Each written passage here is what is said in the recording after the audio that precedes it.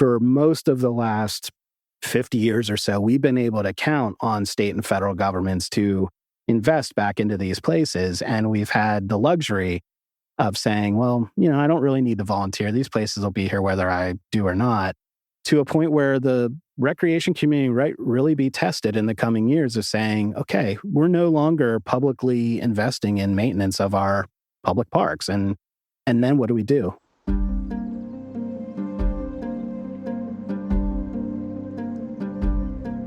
Imagine a place where stress fades, fresh air fills your lungs, and adventure awaits around every corner. Welcome to Think Outside, the podcast that inspires you to explore, connect, and embrace the outdoors. Welcome to Think Outside with the Pennsylvania Parks and Forest Foundation. I'm your host, Marci Mowery, and today I'm joined by Dr. Silas Chamberlin, Chief Economic Development Officer for York County Economic Alliance. Silas also serves as chair of the Pennsylvania Department of Conservation and Natural Resources Advisory Council, which we call CONRAC for short, and is the author of On the Trail. Silas has a unique perspective as a historian, an author, and an economic development leader on how trails, parks, and the outdoor economy shape both our quality of life and our future. We're thrilled to have him on the show today. Thank you for joining me, Silas. I'm very happy to be here. Couldn't pick a better day. We are sitting at Gifford Pinchot State Park, right by the beach. Sun is shining. We're in York County.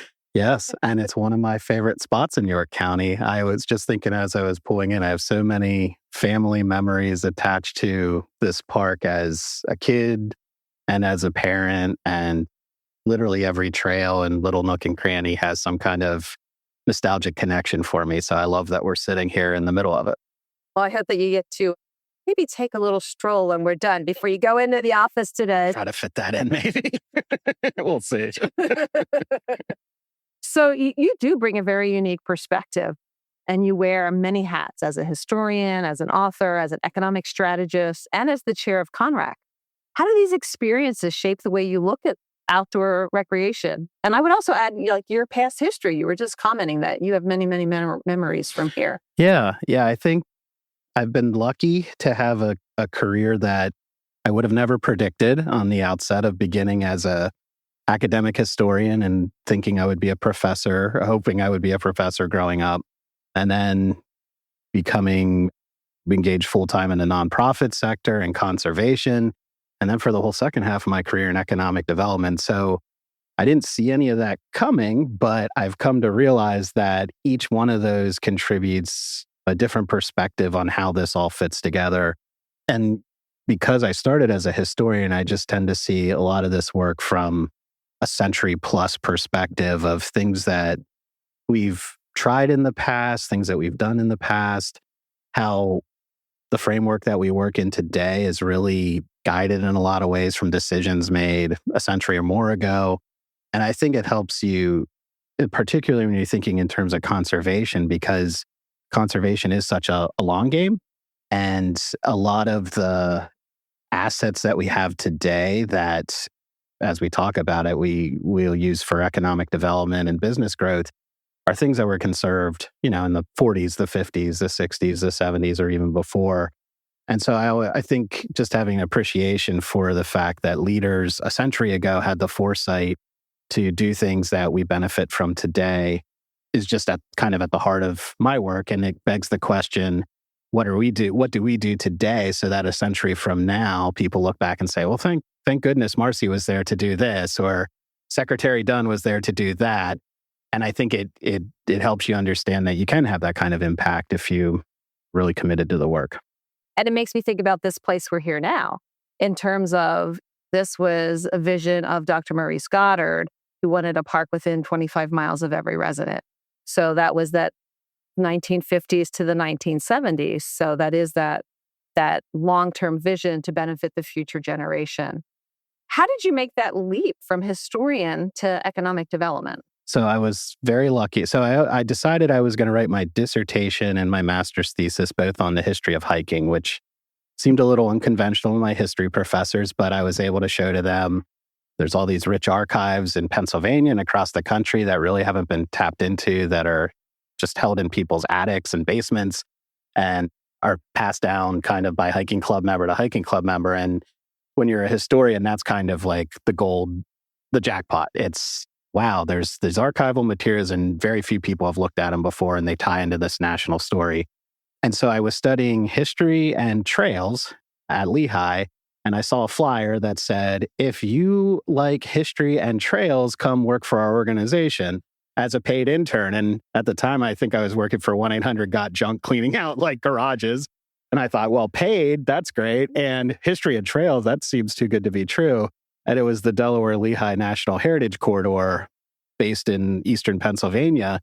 And they were preserving the Delaware and Lehigh canals and building a 165-mile trail along railroad corridors and canal towpaths. And I applied for the graduate internship and got it, and ended up spending 7 or 8 years working at Delaware and Lehigh, and kind of seeing that everything that I was learning about in academia could actually have this practical application in communities and in building trails and helping with conservation efforts across a region. And that just set me on a trajectory of wanting to not just be a historian, but kind of apply history to real world things that are happening today. And it's all by chance. You saw a flyer. Yeah, and I don't even remember where and who posted it. And I just remember Elisa Garofalo, who is the longtime executive there, who passed away recently, meeting with me for coffee. And she was baffled by me. She's kind of like, you're earning your PhD, but you're writing about trails. And so I think we were baffled by each other that, oh, wow, we both want to do the same stuff, but we come at it from very different ways. And so a lot of credit to Elisa for kind of setting me on a path that made it clear you could do conservation and trails and history and economic development and kind of package it in one. And it's really helpful to bring all those different perspectives to the table when you're talking about all of those topics. It absolutely is. And I say this, and I haven't gotten any better at saying it, but at the heart of the issue, I think, is that sometimes when we frame our work solely through recreation and conservation, we get a lot of strong emotional responses and we get a lot of dedicated advocates, but it's really hard to kind of get our foot in the door when we're talking to policymakers or elected officials who may care on a personal level about recreation, but don't see it at the heart of solving some of the issues that they're elected to solve. But when we can frame that work through communities and economic development and increasingly through public health and other sort of critical community issues, it gives them the space then to open up the door a little bit wider. And I just compared even my own career to the first half kind of trying to like kick down doors and say, you should care about trails and you should care about conservation, to the second half of my career when I'm walking in as an economic, quote unquote, economic developer. And I say, hey, we should care about trails and preserved open space. And the conversation has gone so much easier. It's kind of like you're already in the room. You don't have to kick down the door. But then you also have the challenge of convincing people that this body of work really matters to things like the economic mobility and the economic future of our communities. Well, I think that's a great lead in. You had mentioned that you're working on a new book focused on America's $1 trillion outdoor recreation economy. Well, that's a staggering number. Can you talk a little bit about that book and why Americans should be paying attention to this $1 trillion economic business? Sure. Outdoor recreation. Yeah. And it really is an interesting moment for outdoor recreation because only within the last few years did the Bureau of Economic Analysis begin creating what they call a satellite account, which takes all the economic data that used to be embedded in other industries and can now attribute it to outdoor recreation. And so even 5 or 6 years ago, it was really tough to say, well, there's a bed and breakfast that benefits from being close to a state park, but it's showing up in the economic data as a hotel or an inn, or a microbrewery that's right along a rail trail and does 80% of its business because of the rail trail is showing up as a restaurant. And so attributing the economic impact of those sectors to outdoor recreation used to be really, really tough. It was just anecdotal and kind of on a case-by-case basis. The BEA data being published and being published in a very standard way year after year has allowed us to better define how large that economy is and then see it grow over time. And surpassing $1 trillion, I think, is just kind of like a mental milestone for people of saying, wow, we care about all these other sectors very deeply, and we invest a lot in them in terms of private funding and public funding, and yet cumulatively they have less impact than outdoor rec as part of our economy. So the book is really just trying to say, we're at this special moment in time. We can either seize it and kind of continue to grow it from here, or we can not and kind of lose, I think, an opportunity to better position outdoor recreation and outdoor economies as worthy of investment and attention. So the book is going to trace, the origins of the outdoor economy through the early days of some communities being sort of tourist destinations and resort towns, and the rise of the Adirondacks and the Catskills, the advent of the gear industry, which is a big part of this. And, that's evolved dramatically. Even in the last 10 years, it's evolved dramatically, but is really at the heart of a lot of that economic impact. And then is going to look across the country at communities that are doing it well, regions that are doing it well, what needs to happen at a national level to make sure that if we grow the outdoor economy, that actually translates to positive benefits for communities and for individuals. So I'm a few chapters into writing it, and I have 6 or 7 to go. So I don't feel like I'm on the cusp of having it done, but I feel like it's heading in the right direction. And every day I learn new things that I feel like are both applicable to the book, but applicable to the work that we're all doing in Pennsylvania and across the country. Could you give us an example of one of those things that you think is applicable? Yeah, I think, and this gets to some of the challenges too, I think. One of them is just that we have consistently grown our outdoor recreation economy, but when you look at recreation participation figures, it's very clear that we continue to not be as equitable in attracting diverse audiences to outdoor recreation. And although there's figures from Outdoor Industry Association that just came out that showed more diversity among outdoor participants than in the last several years, so we're on a good trajectory. I think because outdoor recreation has become such an economic driver, and because a lot of that outdoor recreation is focused on tourism, so the ability to travel and the ability to spend money while you're traveling, and then outdoor gear. And we know that although you can outfit yourself in almost anything and go hiking, which is the great thing about hiking, it's one of the simplest, low barrier outdoor recreation activities that you can do. We're told repeatedly through publications and through marketing that you could go out in your cotton socks and your cheap beat up New Balances, but you should be spending $300 on this, wicking lightweight material.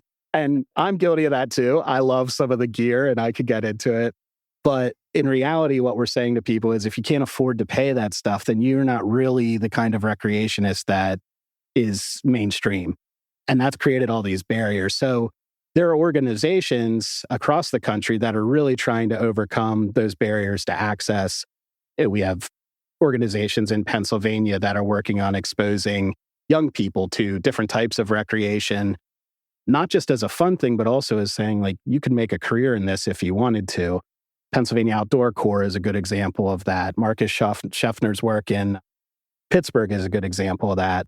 And I think the thing that needs to happen now is maybe some of the businesses at a national level that have inclusive programming need to double down on that a little bit and recognize that also the marketing of the products is contributing to some of the barriers to access that we're seeing. And it's tough to do that justice, which is why I plan to have a whole chapter on that and trying to unpack that a little bit. Yeah, it's a deep topic. We just held 2 weeks ago Women in the Big Woods, which is an activity that this is our second year, designed to get women out, in part because women often don't have the mentors that men have for developing outdoor recreation skills. But we really try to frame it as everybody is welcome. Show up. You don't need any special gear. If there's something special, we'll have it here for you. And we had 40 women who had a blast. And last year we had 45. So, I mean, it really, and then they're connecting with each other because the other thing that they have is a concern of going out alone. So I think that's the beauty when you're bringing in new populations, connecting them with other people, potential mentors, and de-emphasizing the high-end gear. I mean, hiking, walking is one of the number one activities that people engage in, and you don't need special equipment for that. Right. Yeah. And it takes me back to early in my life. We grew up in northern York County and lived in the woods. And so hiking for me was kind of like you just walked out your backyard and into the woods. And I remember, and we have photos of it, like my dad was wearing blue jeans and a t-shirt and his old sneakers. And I was pretty much wearing the kids' equivalent of that. And we had no specialized equipment, but we walked in the woods all the time and hiked and camped at Pinchot here with like the worst equipment. And it wasn't until I was like in college that I really realized that, oh, there's this whole like other way of hiking, which is you're investing in gear and you're kind of like carving out hiking as something separate. Like it's a destination that you do and you wait till the weekend to do it. And like you go to these special iconic places because to me, it was kind of like, well, we already live near the woods. So we're just going to go hiking here. Or we Pinchot's 20 minutes away. This is about as good as it gets in my mind. So the whole idea of like these iconic places and this like specialized gear was new to me. And is one of the reasons I got intrigued with like the hiking clubs and everything in college and grad school. Yeah. And not to demean the gear, because there is some value in some of the specialized gear based on what you're doing. Yes. And you can see that when you look at when gear is introduced, after World War II, all the surplus coming back in from the Army now makes it possible for people to have like lightweight cook kits and stuff in the backcountry. And then you see the different nylons and everything in the 60s and 70s, right alongside the backpacking boom that now makes it easier to go out on your own or with a really small group because you don't need to bring, all this heavy gear along with you. So there's definitely something to it. We just tend to take it to extremes. I think we're like each season they seem to be coming up with some breakthrough in microgrid technology or something. When you're talking about going out in your sneakers, I had a flashback to a picture of myself at Cinemahoning as a teenager in my red Converse also. There you go. Yep. See, nothing but the best hiking boots. No support whatsoever. Nope. So what do you see as the biggest opportunity and the biggest challenge for linking outdoor recreation with local economies? I think one of the challenges is that we tend to just see outdoor recreation and the outdoors as just this totally different thing than communities and the economy. And that is for a lot of good reasons, but also I think some negative reasons that hold us back. And the good reasons are obviously that we spend so much of our lives absorbed with how do we grow the economy? How do we create jobs? How do we create individual wealth? That the outdoors have always been kind of like the antidote to that, where like you can escape from that world and get away from it and not have to think in those terms. And that was Ben Mackay's whole basis for the Appalachian Trail was we're going to build this trail. We're going to create these opportunities in close proximity to major urban centers, and you can escape and you can kind of replenish yourself, and then you could recharge and go back to your day-to-day concerns. I think we need that. I also think it's prevented us then from viewing the real economic benefits of outdoor recreation and hiking themselves.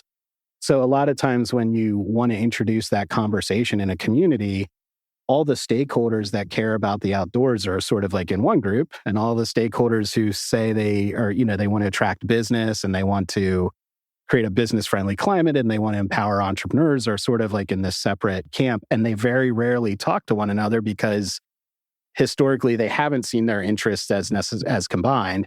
And Pennsylvania, I think, has done a good job over the last 30 plus years of saying through Main Street programs and early trail town programs and river towns that those interests need to be connected. And we are seeing progress in that. But when you go to a community and talk about it for the first time, you still see those silos existing. And I think that's why a lot of the work happening through the Office of Outdoor Recreation is important. A lot of the work that will happen through the Outdoor Business Alliance of Pennsylvania is important because at the heart of that is really trying to demonstrate the shared interests between the economic groups and conservation groups. I also think that needs to be a balance that's consciously spoken about, because it's and you look back at Pennsylvania history, most of the time we have viewed economic growth as a trade-off to the environment. So most of our boom industries that we have said is that, going to change the face of Pennsylvania have been at the cost of environmental quality. And we have tried to balance that by protecting some places, and even while we extract value from other places. But if I'm a conservationist, I'm pretty skeptical that, we're saying like, oh, this is, a new economic trajectory for us. And if the past is precedent, then all that means is we're going to like overuse the resource, and then we're going to invite people in to exploit it, and then we're going to move away.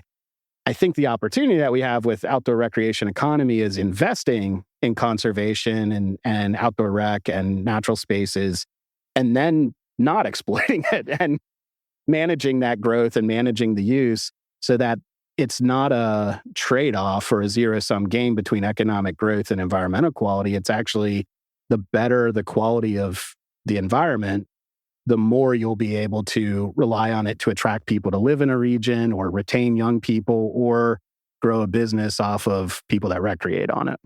Well, I think that the usually with boom goes bust. Mm-hmm. So you have the boom and then you have the bust, where I'm hearing you say is that outdoor recreation can be steady state economy for the long term. And unlike some of our economic strategies where we say we're going to become the capital of X, like we're going to become the robotics capital of the world, or there's this new technology and we're going to incentivize that and we're going to build this whole ecosystem around it. We don't have to do that in Pennsylvania for the outdoors because the asset is here. We now just have to be good stewards of it and then create the economic strategy around that. So it feels like it's something that's authentic to Pennsylvania. We're not arbitrarily picking it. And if it's successful, it doesn't have a downside for the state. So I always say when I'm talking to other economic developers and you're throwing up these 9,000 outdoor businesses, $19 billion in economic impact in Pennsylvania, the question isn't like, why should they care about this? It's why wouldn't they? It's an economic driver and it adds to quality of life. There will be and there can be downsides to that of overuse, but that's our opportunity to balance those things along the way, I think. Well, and you're not just randomly pulling numbers. You're studying this in your county. Can you talk a little bit about how you're studying it and what you're finding? Sure. So the downside to the BEA data, Bureau of Economic Analysis data, is that it's at a state level. And so it's always been a struggle for regions and counties to then say, on a more granular level, what's our economic impact? So we worked with a consulting firm called Fourth Economy a couple years ago to really dig into York County's, not just our outdoor economy, but also our creative economy, because we often, I think, have a hard time delineating between the arts and the culture and outdoor recreation. They're so synergistic, and many of the places that we recreate are also places that people think of as cultural sites or heritage sites or art sites. So we did a study on both, and we were able to go through the NAICS codes, which are different industry codes for the type of business, and delineate which ones are outdoor rec and which ones are not, and then do things like employer counts or employee counts based on that. So we were able to find that in York County, 5,214 York County residents are employed in the outdoor economy. That's not a number you can get anywhere else from any public data. You have to scour that and go out and get it. And then you can take that number and say, well, what was it a decade ago? And start to get a sense of how are we growing or contracting? And what we found was we actually grew by 10% in the last decade. And that if you tally up all of our financial service folks, everybody who works at a bank, everybody who works at a real estate agency, everybody that works in insurance, and combine them, it's still less than this outdoor rec sector. And we as a Chamber of Commerce and Economic Development Corporation spend a lot of time advocating on behalf of our financial institutions, our real estate community, and our real estate economy. And we talk very little about outdoor rec, and yet it's a greater employer than those sectors. So I think the way that we've woven that data into our work is to say neither is unimportant. Like it doesn't mean all of a sudden now we don't care if our banks are successful or they're locally owned or our insurers are successful. But it means that we need to insert outdoor rec into those conversations too and recognize that it's this really important part of our economy.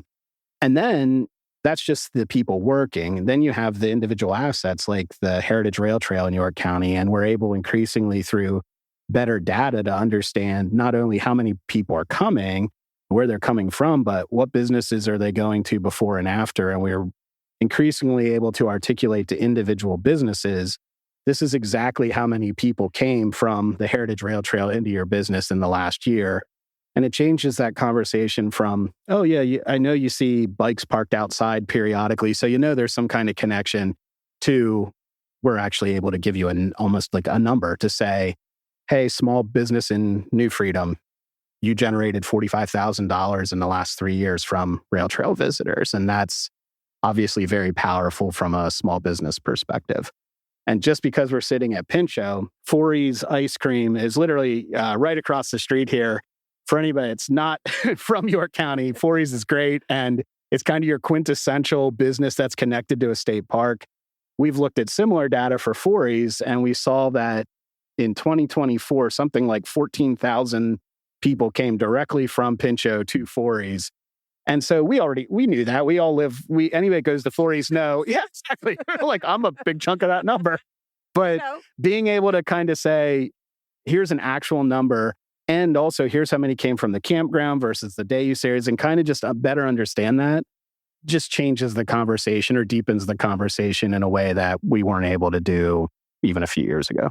And what are you finding? I mean, this is great as it relates to where are people going, but are most of the people utilizing an asset from York County? Are they from the region? Are they from the state? What has your analysis showed you as it relates to that tourism? It really varies by the asset. And I think the way that I like to talk about it is you always want to mix. So in a lot of assets that we look at, even including destination state parks that people will travel long distances for, there's always a big chunk that is just local usage. It's people living 5 to 10 miles away. It's their local park. They're going there repeatedly. And then there's always a segment that's sort of regional in nature where you're traveling 10 to 50 miles and it's a day trip and people are able to come when they want to, but they have to, it's more of a trip for them. And then with almost all of our state parks, including Pinchot, you get lots of people that are traveling 50 miles or more to come. And that's the tourism figure that, our state tourism office really interested in and rightfully so, because when someone spends the night or travels that far, they're more likely to spend the night. They spend more money in the local economy. I think the nice thing about the conversation we're having now is that most of our economic impact discussions in the past used to be almost exclusively on that tourism number, like how many people come into a region and spend money. And that is an important number. But now we can also say, look at all this local visitation. And just because somebody lives locally doesn't mean they're not spending. I live 15 minutes from Pinchot, and yet we spend in multiple businesses around here almost every time we visit.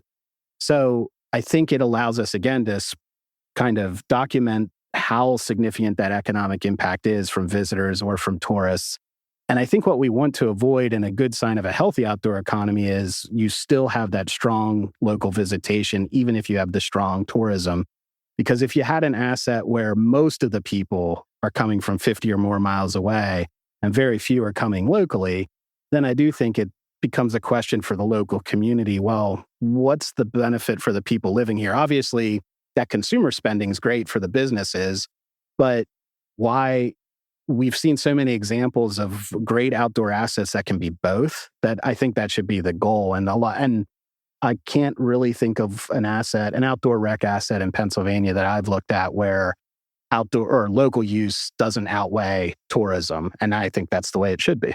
Well, I think that speaks to quality of life, which is, from an economic development perspective, is critical when you're trying to attract new business and new industry. You can speak to the quality of life. Exactly. Yeah. And we haven't had a great way of talking about that in the past, other than to say, yeah, people seem to like to live where there's parks and trails. And we have some good data on that, of course, from National Realtors Association, and National Recreation and Park Association did a great study a few years ago that showed pretty much across every demographic, no matter where you're at in life, no matter if you have kids or not, or you're Democrat or Republican or independent, when you're choosing where to live, you're basing it on high quality parks and recreation being close by.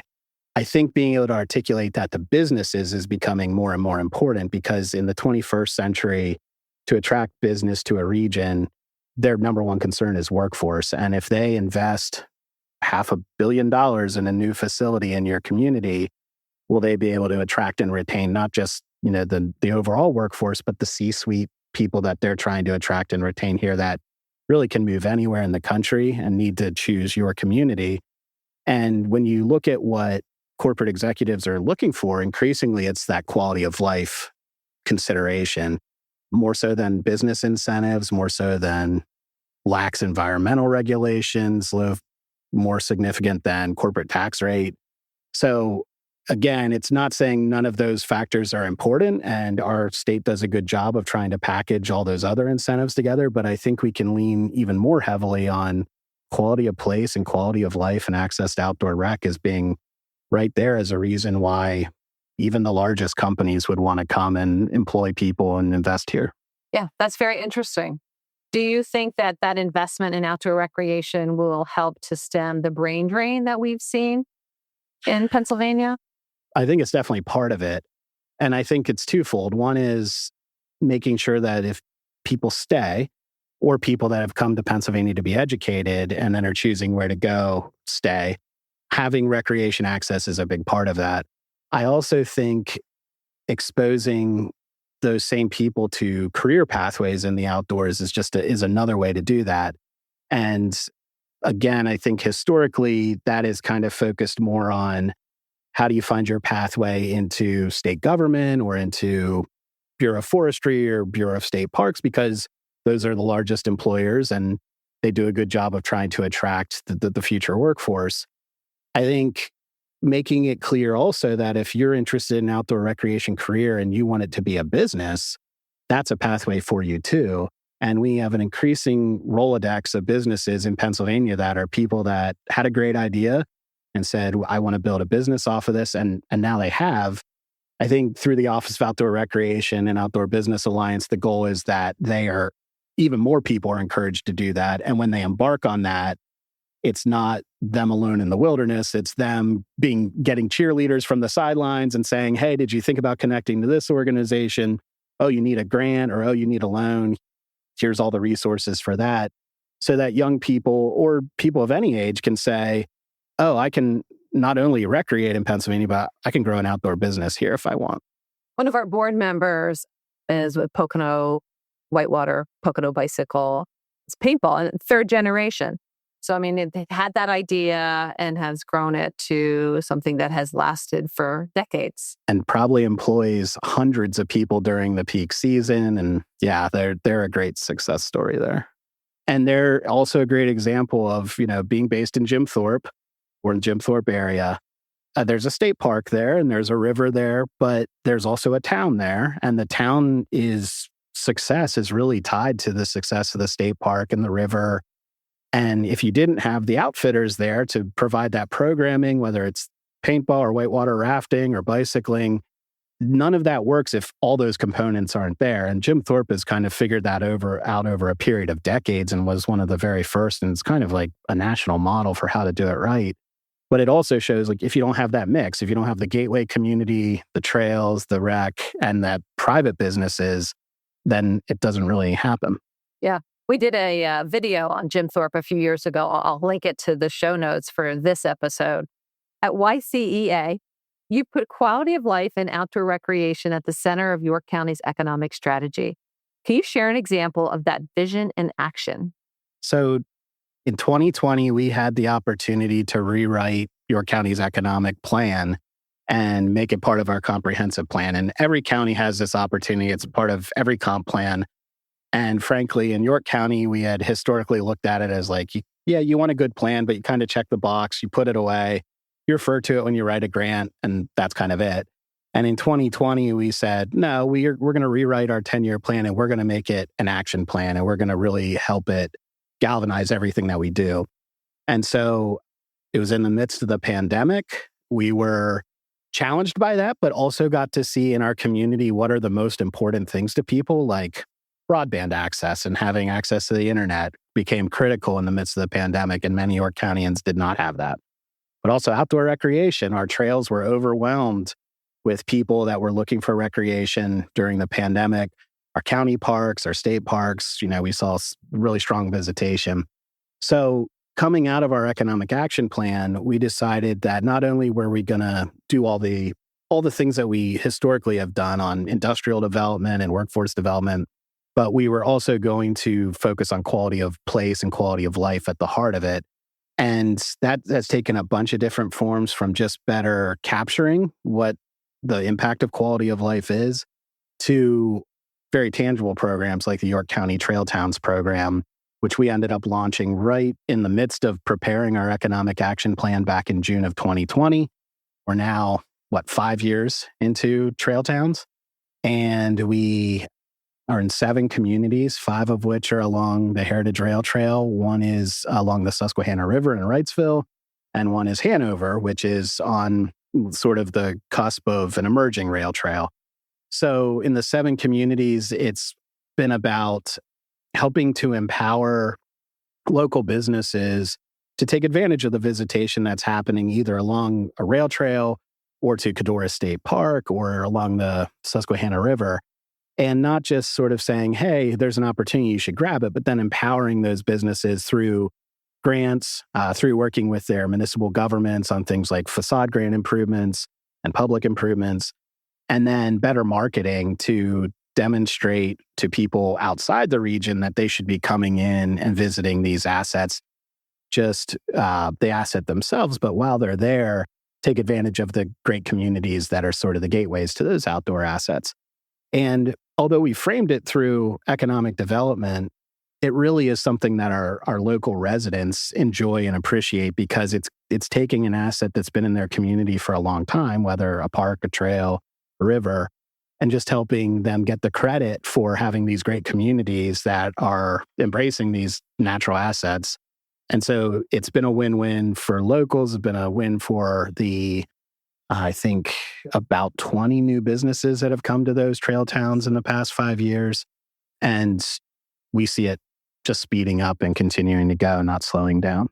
I also think, wearing your other hat, it also, many of these places you mentioned have great history. So it's also being able to capitalize on that. It is. And it's funny you mention it, because a lot of the programming has been focused on sort of the history of these communities as well. So right out of the gate, when you talk to communities about what they want and what they think makes their community special, it's pretty much hand in hand, recreation and heritage. And so many of these, particularly the rail communities, the train communities that are now rail trail communities, have architecture that they're proud of, stories that they're proud of. And it's just such an obvious opportunity to leverage both that heritage and the trail when you're doing a program like this. I grew up on the Lancaster County side, and I remember being very proud, and still am, very proud of the community in which I grew up. That history that's there. Yep. I also think of York as really leading the way in terms of aging in place. Could you talk a little bit about that? Yeah. We have been blessed to have a community foundation, York County Community Foundation, that's really prioritized aging in place and invested in it, which I think has been really key. And because of our community foundation's interests, the AARP has also repeatedly invested in York County programming that's focused on aging in place. And that it just takes so many forms that it's almost hard to quantify. And I know our community foundation struggles with this each year. They send out questions to us to say, okay, where are you at on these goals that are part of our aging in place strategy? And I think it's become difficult because it's woven into so much of multiple organization strategies. And the one that comes to mind a lot for me is housing, in particular, because in York County, we have such a housing crisis in terms of affordability and attainability, but also just in terms of options for people as they age and want to stay in their community or stay in their home, or want to downsize and can't find something affordable. And I think the great thing about our trail towns is that they are naturally places where you can age in place because they have a mix of housing stock, they're walkable, they have the trail, The trail has increasingly attracted arts and culture and restaurants. And so we're making more communities attractive for aging in place and making it possible to age in place there because we're looking at more communities as being desirable. And I say that because historically, a lot of effort has been invested into the city of York at the heart of our county, and rightfully so. But we have 36 boroughs spread across York County, and each one of them is formerly a main street and a crossroads of commerce. And yet, for the last several decades, have lost population, have mostly seen disinvestment. And so a strategy that tries to take those former boroughs and overlay their strengths, which is walkability, heritage, pretty good access to outdoor recreation, in some cases, trail going right through town, and then put that in a broader strategy around aging in place or housing attainability. I think that's kind of where the future of this work is going, is like, how do you layer all these different community needs and strategies onto one thing, onto one community, and make it successful that way so that you're not just saying, well, in this case, all we care about is heritage, or in this case, all we care about is recreation. Those are great things, but they can be part of these much broader strategies. Absolutely. And York County also has a very robust county park system. Yes. Yeah, we're very proud of that. And we know through the data, it's attracting a lot of people every year and is great for locals, but also, as you mentioned earlier, has really strong tourism to our York County parks. And the county should get a lot of credit for investing in that over time and keeping it high quality. And the park staff is awesome. Absolutely. Absolutely. We're starting to wind down, but I wanted to make sure we talked a little bit more about your book On the Trail, because you really take a deep dive into volunteerism and the volunteers' role in this outdoor recreation movement. So do you mind if we take a few minutes and talk about that? Sure. Yeah. In the book, I really try to trace the emergence of a culture of hiking and hiking clubs.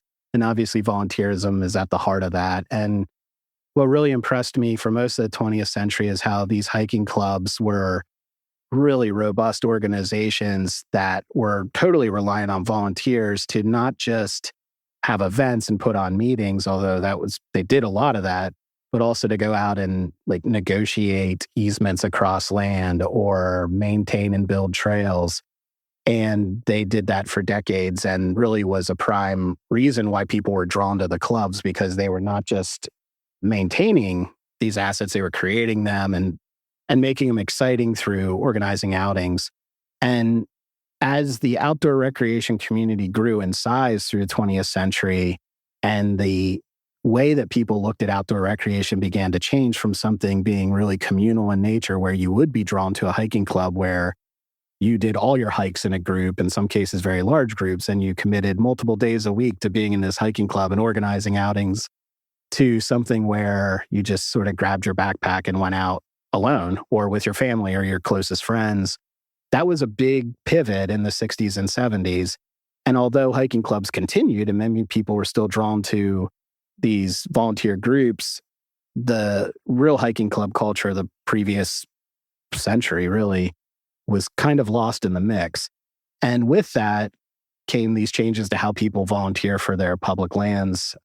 And happening in tandem with it was state and federal investment at unprecedented levels in creating not just more parks and trails and open space, but also creating public workforce that would go out and be responsible for maintaining them. And I think over time, and I argue in the book, is that hikers and recreationists in general go from seeing themselves as kind of responsible for creating and maintaining the places where they recreate to having parks and trails and open space as a public service that's kind of provided to you, and not realizing that it's that public-private partnership of needing volunteers on the public lands still continues on today, which you champion on a regular basis and struggle with, I know, and are leading the way. When you see people enjoying a place like Pinchot where we're sitting, I think very few of them think there's a role for me to play here in giving back to these places that I love. And that's in part because we've been so successful in creating a strong Department of Conservation and Natural Resources and having governors stand up and talk about why these places are so special. But I think we've also kind of lost the narrative on you still have a responsibility to care for these places. And in fact, that makes them even more special. Like if you recreate in a place, but you also give back to it and you become a steward of it, that's even better. And the thing that worries me about this pivot over time is that for most of the last 50 years or so, we've been able to count on state and federal governments to invest back into these places. And we've had the luxury of saying, well, I don't really need to volunteer. These places will be here whether I do or not, to a point where the recreation community might really be tested in the coming years of saying, okay, we're no longer publicly investing in maintenance of our public parks. And then what do? We don't have that culture that we once had, and we will need to rebuild it, and we'll need to flex those muscles, and we'll need to be creative, I think, about how we change volunteer opportunities for people in the 21st century. It's not going to be always the large group gatherings and the organizations. It's going to be empowering individuals and meeting them on their terms. But it was at the heart of the book at a time where I was pretty confident that things were going to continue as is. And, if anything, state and federal governments were going to invest even more because they thought how important hiking and trails were. Now that's being tested, but I think it's an opportunity, if we're trying to spin it, to get people re-engaged in a way they were for a century in caring for the places that they love. Yeah. And I think it's important to mention, there's also this competition for funds, because the current administration really supports outdoor recreation and the outdoor recreation economy, but there's a competition for funds. Yes, absolutely. And just because I think it's such a fascinating thing, we've also created outdoor infrastructure that's tough for volunteers to maintain. So rail trails, for example, they're created with heavy equipment and by engineers and with federal transportation funding. So when you say get out and maintain your local rail trail, it's tough for like an individual. You can go back and cut back vegetation, but you're not rebuilding that trail. And we have beautiful playgrounds installed, but they're like $500,000 playgrounds. And so like the nature of volunteerism will have to change to adapt to the infrastructure that we've built too, which is just another interesting challenge. Yeah. And I will say, we do have a friends group here, the Friends of Pinchot. They've done some amazing things at the park. And there is a whole level of volunteerism, from being engaged on a board to doing trail maintenance to helping raise funds to put in a playground. Right. So there's ways for people to get involved. And, we've been digging a little bit deeper. You talk about aging in place. We were talking about it. But I see volunteerism as one of those critical components to aging in place, and the way to stay connected to other people and a way to combat loneliness. Absolutely. As well. Makes a lot of sense. So Silas, as we're winding up, is there anything that you would like to make sure that we emphasize, or is there something you would like to share with people to encourage them to get involved in any way? Just because it's top of mind, this past week, we launched the Outdoor Business Alliance of Pennsylvania with Governor Shapiro and with Nathan at the Office of Outdoor Recreation.